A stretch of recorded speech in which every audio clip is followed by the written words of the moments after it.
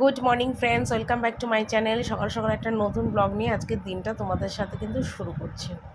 তো এখানে দেখো, ঘুম থেকে উঠেছি আর উঠে এখানে কিন্তু একদম মানে বিছনা টিছনাগুলো দেখো পরিষ্কার করছি। আজকে সকালে উঠেই ভেবেছি চাদরটা কিন্তু চেঞ্জ করব, তো সেই জন্য সকালবেলাতেই দেখো চাদরটা আজকে একদম চেঞ্জ করে দিচ্ছি, বালিশে ওষে টোষে সব চেঞ্জ করে দিচ্ছি। অন্যদিন কী হয় বলো তো, সকালবেলা উঠে বাসি বিছনাটা এমনি ঝেড়ে ঝুড়ে টান টান করে রেখে চলে যাই। তো আজকে ভাবলাম না, সকালবেলাতে একটু টাইমও আছে আর বেলার দিকে যা গরম পড়ছে কোনো কাজকর্ম আর করতে ইচ্ছা করে না। একদম মানে মানে শরীর গরমে তাপে একদম মানে যা তা অবস্থা হয়ে যাচ্ছে। তো ওই জন্য ভাবলাম কি যে না, দরকার নেই আজকে সকালবেলাতে আর বিছনা টিছনায় কিচ্ছু পাল্টানো, এই বেলার দিকে দরকার নেই, সকালবেলাতেই পাল্টে ফেলি। তো সেই জন্যই দেখো সকালবেলাতেই কিন্তু আজকে বিছনা টিছনা একদম পরিষ্কার করে পেতে টেতে করে দিলাম, ওষুধ টোষারগুলোও খুলে দিলাম, সবটাই করে নিলাম। আর ছেলে তো অনেকক্ষণ আগেই ঘুম থেকে উঠেছে, আর উঠে কিন্তু সোজা ও গরম খাবার জল, মানে খাবার জল বলতে কি ভুল বললাম তোমাদের, আর মানে পাম্পের জলটা ছাড়লো। ওটাও রোজকার সকালের কাজ, ওটাও করছে। আর ওদিকে কিন্তু রং করে যে দাদা, সে দাদাও এসে গেছে। মানে টুকটাক যেগুলো বাকি আছে কাজকর্ম সেগুলো সমস্তই আর কি করছে আর কি। আর বুঝতেই পারছো, বাড়িতে একটা কাজ শুরু হলে তখন মানে সব কিছুই উল্টোপাল্টা হয়ে যায়, কোনো কিছুই কিন্তু টাইমে আর হয় না, সবটাই উল্টোপাল্টা হয়ে যায়। তো সেটাই দেখো হচ্ছে, আর কি বলবো তোমাদের।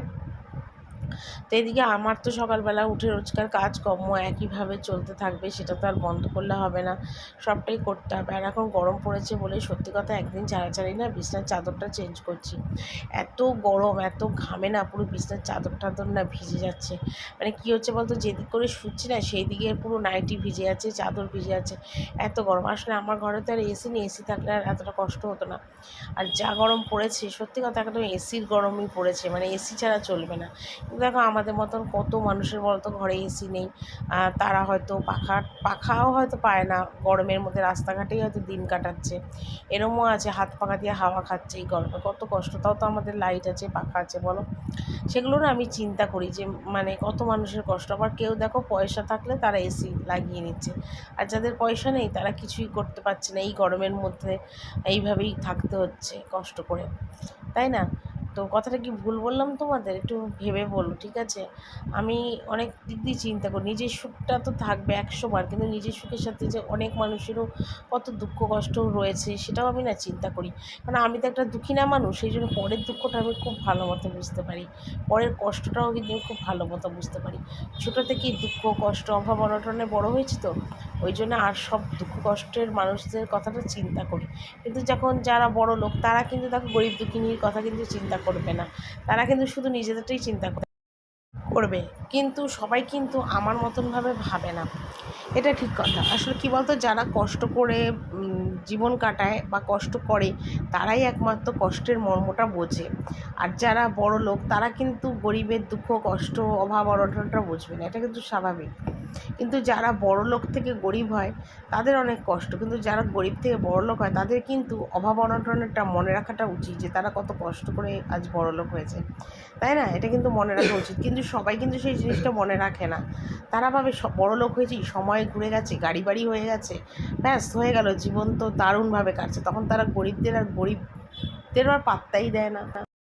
কি কথাগুলো কি ভুল বললাম না ঠিক বললাম? কমেন্ট করে কিন্তু তোমরা অবশ্যই জানিও, তাই না বলো? তো ওদিকে দেখো সমস্ত কিন্তু কাজকর্ম করে সেরে আমি নিচে এলাম, এসে কিন্তু চা খেয়ে চা করে টোরে একদম রাত মানে দিনে রান্না বান্নাটা শুরু করে দিয়েছি। তো রান্না করার কথা ছিল একরকম, আর করে ফেললাম অন্যরকম।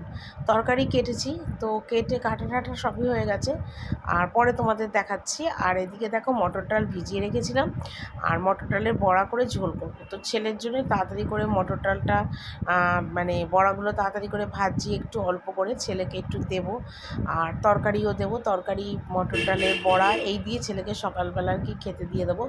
তো সেই জন্য একটু তাড়াহুড়ো করছি বড়াগুলো ভাজবো বলে। তো বাবুকেই বললাম যে বাবু একটুখানি ক্যামেরাটা ধরে দে, ও ধরে দিল।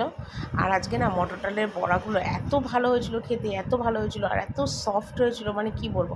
অনেক সময় কী হয় বলো তো, আমার না মটর ডালের বড়াগুলো না বেশ মানে শক্ত শক্ত হয়ে যায়, কিন্তু আজকে মটর ডালের বড়াটা একটু কায়দা করে করেছে। সেটা কি বলো তো, মটর ডালের বড়াগুলো একদম ছোট্ট মুসুরি ডালের বড়ার মতন করে করে ভেজে ঝোল করেছি। বেশি বড় বড়া করলে কী হয় বলতো, মানে ভালো করে ফোটালে ঝোলটাও টেনে নেয়। আর আরেকটা কী হয় বলো তো, ভিতরে না রসটা ঢোকে না, ঝোলের যে রসটা সেটা ঢোকে না, খেতে না ঠিক এটা ভালো লাগে না, ভিতরটা শুকনো থাকে। কিন্তু আজকে যে বড়াটা করেছি কায়দা করে ছোটো ছোটো করে, মানে খুব সুন্দর নরম হয়েছে, আর খেতেও আজকে বড়াটা খুব টেস্ট হয়েছিল। আর ছেলেকে আগে ভেজে দিচ্ছি, ছেলের ভাজা হয়ে গেলে তারপর ভাগ্নিরটা ভাজবো। আপাতত তাড়াতাড়ি করে ভেজে ছেলেকে আগে খেতে দিয়ে দিই। এখানে দেখো আম কেটেছি, আমের চাটনি হবে, এখানে আম কেটেছি, আমের ডাল হবে, আর এখানে পাঁচ তরকারি পটল আলু কুমড়ো বেগুন সব দিয়ে একটা পাঁচ তরকারি হবে, ঠিক আছে। কেটে কুটে গুছিয়ে নিলাম। আর এখানে দেখো প্লেন আলু ছাড়া বড়ার ঝোল করলাম একদম হালকা করে, কারণ এই গরমের মধ্যে এত রিচ খাওয়াই যাবে না। আর বড়াটাও তো দেখো একদম সিদ্ধ হয়ে গেছে।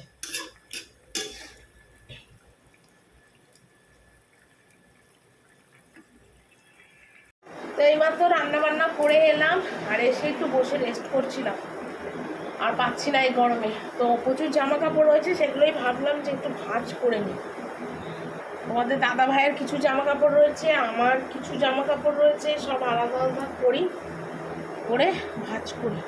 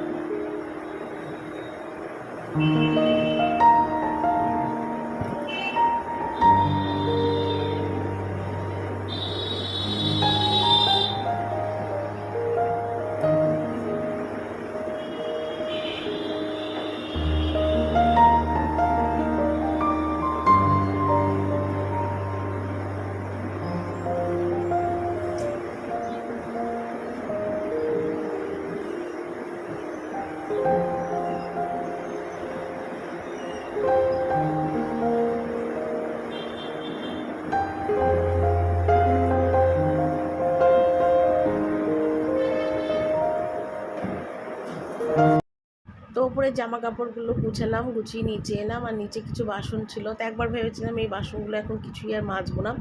আর টুকটাক বাসন ছিল, যেমন ধরো ওই দুপুরবেলায় যে খাওয়ার বাসনগুলো, তারপর চায়ের বাসনগুলো আজকে মাজিনি সকালবেলায়, সেইগুলো আর কি, মানে টুকটাক আর কি কিছু বাসন ছিল। তো একবার ভেবেছিলাম কি আজকে আর এই বেলা আর কিছু মাজবো না, একেবারে সন্ধ্যের পরে যে গা ধুই তখন আমি বাসনগুলো মাজবো।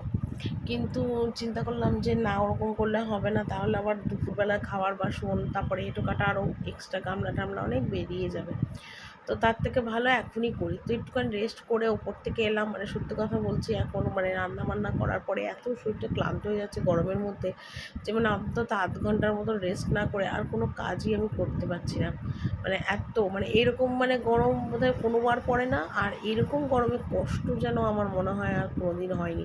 মানে এইবার যা কষ্টটা পাচ্ছি আর কি। তো যাকে একটু মানে না করব না করব করব না করব না এই ভেবে আবার দেখো করতে এলাম। তো বাসনগুলো একবারে মেজে ঠান্নাঘরগুলো ধুয়ে গ্যাস ট্যাসগুলো মুছে একবারে আর কি ওপরে চলে যাব, স্নান করবো। আর কদিন ধরে যা স্নান করছি কি বলবো তোমাদের, ট্যাঙ্কির জল এত গরম হয়ে যাচ্ছে, এত গরম হয়ে যাচ্ছে, মানে যেন মনে হচ্ছে আমি মানে ফুটন্ত জল মিশিয়ে তারপর স্নান করছি, মানে চান করা আর না করা একদম সমান হয়ে যাচ্ছে। রোজই ভাবি যে বালতি গামলা করে জল ভরে রাখবো সকালবেলা, বেলা থেকে যেরকম স্নান করি করব। কিন্তু কেন বলো তো করতে পারি না। দেখো আমি সকালবেলায় জল ভরবো, উপরে সবাই যে গেল, তারপর দেখো জলের মধ্যে কোনো নোংরা টোংরা যদি কিছু পড়ে, কেন আমার তো গামলা বালতিতে ঢাকা দেওয়ার কোনো ব্যাপার নেই, সিস্টেম নেই। তো সেই কারণের জন্য জল ভরে রাখতে পারি না, তো ওরকম জল ভরে রাখলে না খুব সুবিধা হতো, ঠান্ডা জলে স্নান করতে পারতাম। আবার একই সময় ভাবি যে বাড়িতে যদি একটা কুয়ো থাকতো তাহলে তো আরও ভালো হতো, কুয়ো থেকে তুলে তুলে স্নান করতাম। মানে কি বলবো, গরমে না একদম মাথা খারাপের মতন অবস্থা হয়ে যাচ্ছে। কিন্তু কিছু করার নেই, সব কিছুই সহ্য করে ম্যানেজ করে সমস্ত কিছুই করতে হবে। বাইরে তো আর যাচ্ছি না রোদের পুড়ে, ঘরের মধ্যেই সমস্ত কাজকর্ম। তো যাকে সব কিছু ম্যানেজ করে করছি। তো এদিকে দেখো ঘর ঠরগুলো সমস্ত মুছলাম, দেখো সব সরিয়ে সরিয়ে সব ঘর মুছলাম। এই বারান্দাটা ভালো করে ধুলাম, জানলাটা দেখো রং করে দিয়েছে, ঠিক আছে, সবুজ কালারই করালাম, কারণ ঠাকুর ঘরের জানলাটাও সবুজ কালার রং এনেছিল। আর এইদিকে জানলাও দেখো সবুজ কালার করালাম, একদম তেল কাস্ট হয়ে গেছিলো না জানলাগুলো। তো এখন দেখো জানলাগুলো কিন্তু দেখতে ভালো লাগছে। এই যে গ্রিল টিল সব একেবারে রং করে দিয়েছে, এই যে দেখেছো একদম সুন্দরভাবে রং করে দিয়েছে। আর এইদিকে গ্রিলে আর জল ঢাললাম না, ঠিক আছে। তো এখানে দেখো একদম পরিষ্কার। আর আমার এটা হলো গ্যাস মোছার নেতা আর ছাই, সাবানের কৌটা, এইসব টুকটাক জিনিস এখানটা রইল। আর এখানে জল ঢেলে ধুয়ে দিয়েছি। আর এইদিকে দেখো সিঁড়ির তলাটাও ভালো করে ধোয়ালাম, এই যে। আর ওইটা হলো ঠাকুর ঘরের চাবি না, ওটা যেটা কাল ডাই ওয়াশে দিতে যাব। আর এদিকে দেখো পুরো ধুয়ে দিলাম। আর এদিকে দেখো দরজা টরজাগুলো কিন্তু এদিকে জানলা, বুঝতে পারছো কি না বুঝতে পারছি না, আলোটা কম।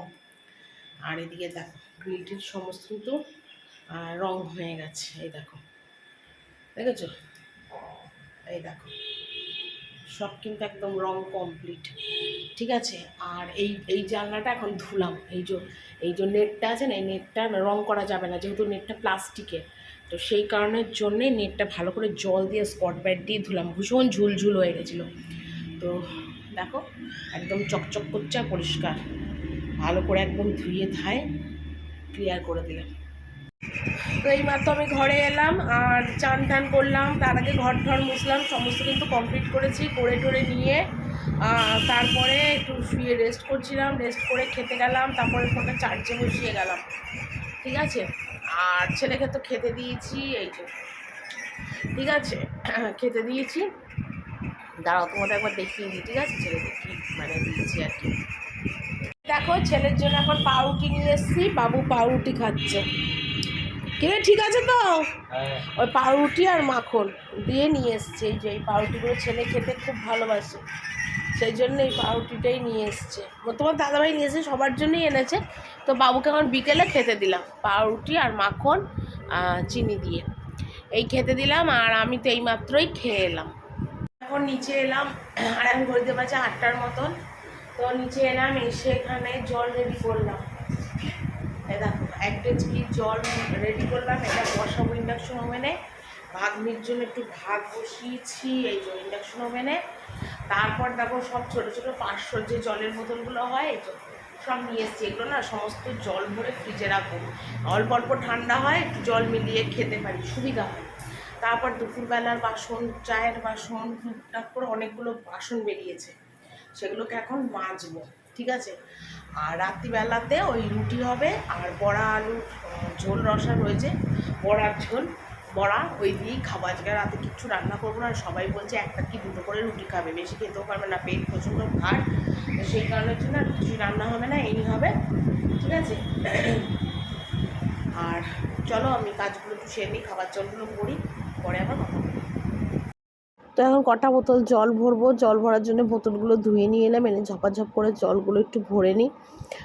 কারণ ফ্রিজে ঢোকাবো জলগুলো সমস্তই, কারণ এখন আর গরমে কোনো জল আর খেতে পাচ্ছি না।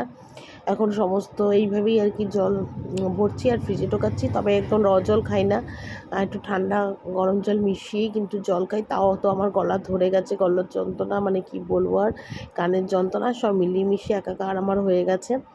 তো জানি না এটা কবে ঠিকঠাক হবে, তো যাকে আর কিছু করার নেই। আর চলো বন্ধুরা, আজকের ভিডিওটা এখানেই শেষ করছি। কালকে একটা নতুন ব্লগ নিয়ে চলে আসবো। ভুল ভ্রান্তি কিছু হলে অবশ্যই কিন্তু তোমরা বলো। গরমের মধ্যে ব্লগ সত্যি করতে পারছি না, হয়তো একটু ভালো খারাপ কিছু মিলিয়ে মিশিয়ে হবে, একটু অ্যাডজাস্ট করে নিও, ঠিক আছে? তো চলো আজকের মতো ভিডিওটা এখানেই শেষ করছি। কালকে একটা নতুন ব্লগ নিয়ে আবার চলে আসবো। Tata, good night.